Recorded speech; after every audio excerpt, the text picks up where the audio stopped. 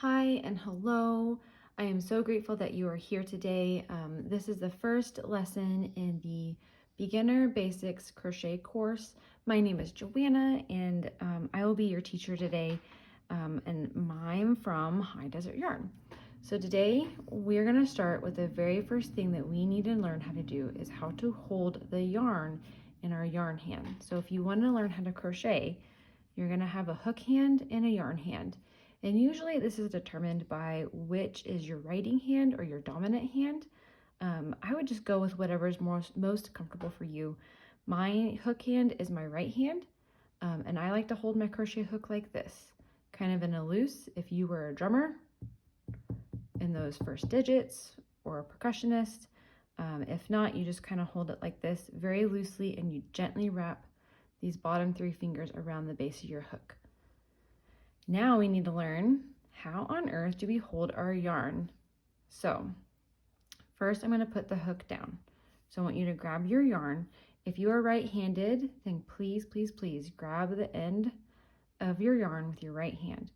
Pull a short length and hold your yarn hand, which is my left hand, between the thumb and the index finger. And what we're going to do is as we hold it, we have a little bit of tension. We're going to wrap it around that ring finger, just like this. Gently pull up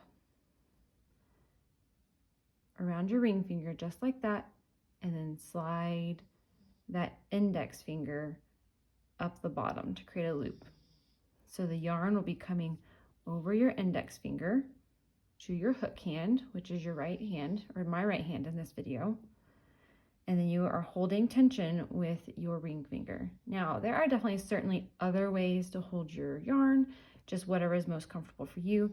This is how I learned when I started crocheting, and so this is how I am teaching how to hold your yarn. So let's start again. Wiggle out those fingers.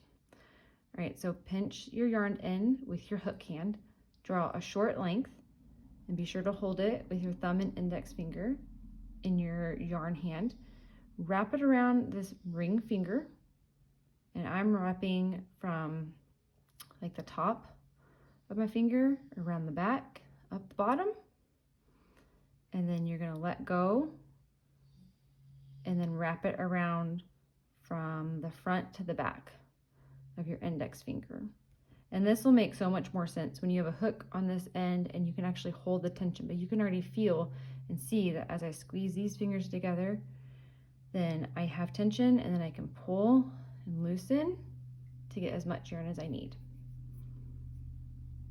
So now let's add the hook and the yarn together. So we're going to learn how to create a slip knot and how to chain in this video. So what I want you to do with your end of yarn, put it in, you can do this left-handed or right-handed. I'm right-handed, so I put it in my left hand.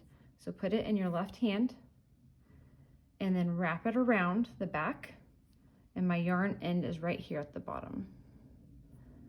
And then I like to usually do 2 fingers, and I wrap it around again, and then I push this end, I make a loop through this end right in between those loops. And then I grab all the ends and I pull it tight. And a slip knot just basically means the yarn can easily slip through that knot right in the middle. So let me take it out and we'll do it again.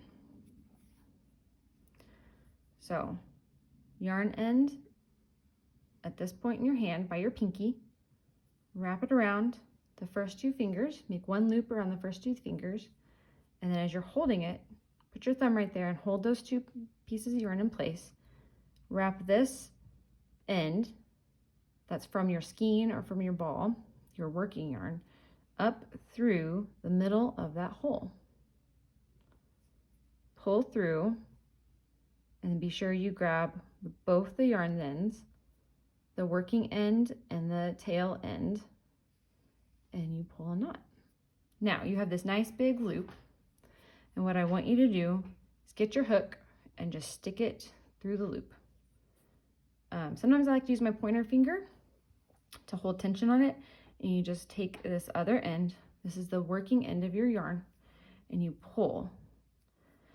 Now, If you pull on your working end and the knot doesn't move, that means you have tied it in the opposite direction.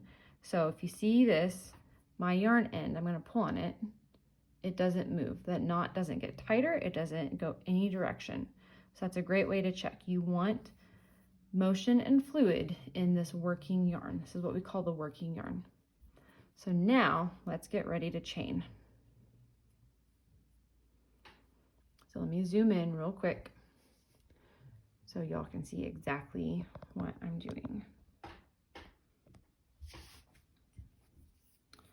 Okay, so we've got one loop on our hook. Now what we're going to do is we're going to take our hook, yarn over, and pull through a loop. And that is one chain. That creates one chain. And you still have a loop on your hook. So let's do it again. Practice makes perfect. So if that first one didn't work out, just keep going. So let's talk through it again. I'm going to yarn over. See, the yarn is going over the hook. And I use this little end right there on the hook to grab it and pull through the loop that was on my hook. And that is my second chain. Do it again. Yarn over, pull through the loop that's on your hook. That is my third chain. You can start to see the little V's forming. So yarn over, pull through the loop on your hook. And can you see those V's? Look at how pretty those V's are. That is what you want it to look like. And I still hold onto my chain just like this to keep it nice and straight and even. So yarn over and then pull through the loop. I want you to go as slow as you need to go. If this is something that's brand new to you, it can feel really awkward and you can really struggle with knowing what your right tension is. So I want you to take your time and practice making your chains. This is called your starting chain, or sometimes people call it your foundation chain, but this is what you need to create most often for every crochet pattern, because we'll be going back through and crocheting into the top loops of these chains to make our row one or our round one, depending on what we are making. So keep on going. Yarn over, pull through. Yarn over, and I'm pulling through that loop on my hook. Yarn over, pull through. So there you have it. That is how you make a chain in crochet. Thank you so much for watching. If you want to continue this series, head on over to lesson 3, which is how to do the single crochet stitch.